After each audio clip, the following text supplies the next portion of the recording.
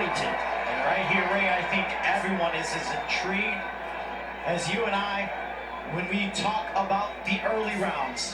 How will EROL react? How does he look? How can he take a punch? We're about to find out. Ray Flores, Miguel Flores, ringside here at AT&T Stadium in Arlington, Texas. Honored to be with all of you for this welterweight showdown between two elite prize fighters in their physical primes.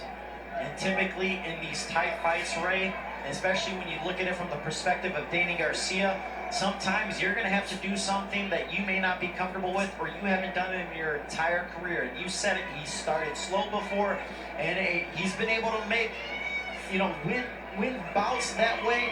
But this is a fight that he may need to change that up against a guy like EROL Spence and start right from the gate. Danny Garcia went to the body against EROL Spence moments ago. But Danny's coming forward now. You saw EROL go forward in the first few moments of the fight. Now Danny is going forward.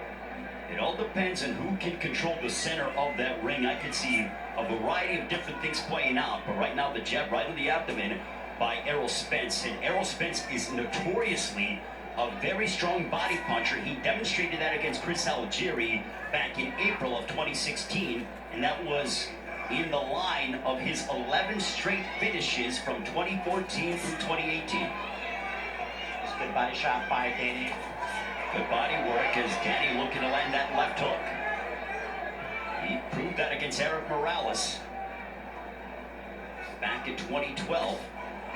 Overhand left by EROL Spence. Coming up on 65 seconds to go in the opening round. And one thing that makes EROL so great, Ray, is that he's an aggressive fighter. He's not a guy, when you look at world champions and a lot of guys in the sport, you assume that, they're just a guy that's going to be a counterpuncher. They're going to wait for the fight to come to them and go from there. EROL's a guy that brings the fight. He is aggressive. He will attack you. He looks for his spots. He's not going to wait. There's a big straight left. Well, EROL's not waiting either. He is, so far, he looks sharp in the early going against Danny Garcia.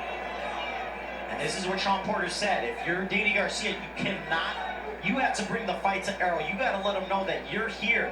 You got to make your impact known.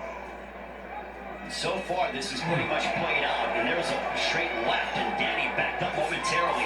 There's a double right hand that connected, a lead right hand by Danny Garcia.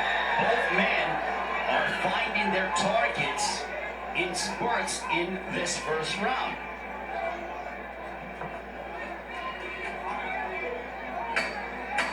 I know it's early, but EROL looks, like you said, Ray, sharp. There hasn't been much of a difference from the last time we saw him in the ring. They pretty much look exactly as they have been over the course of their careers, but it might be and the WBC welterweight championships of the world. EROL Spence has held on to that IBF crown for nearly 1,300 days. He won it in May of 2017 by smashing Kell Brook in the UK. On his hometown, Danny Garcia looking to take away the world title in the hometown of EROL Spence Jr. Right now, Ray, we're seeing EROL come out the first two rounds, and he's established the center of the ring. He is cutting it off and making it very difficult for Danny to operate and move around.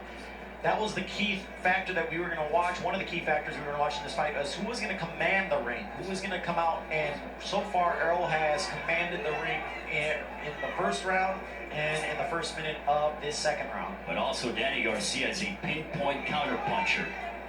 And that is something that he has made as a part of his calling card over the course of his professional career. He has 21 knockouts out of 36 victories, a knockout percentage of over 50% for Danny Garcia. That was a nice left by EROL over the top, getting through the defense of Danny. And as we talked about, Danny's got really good defense. Doesn't get hit much here in this division.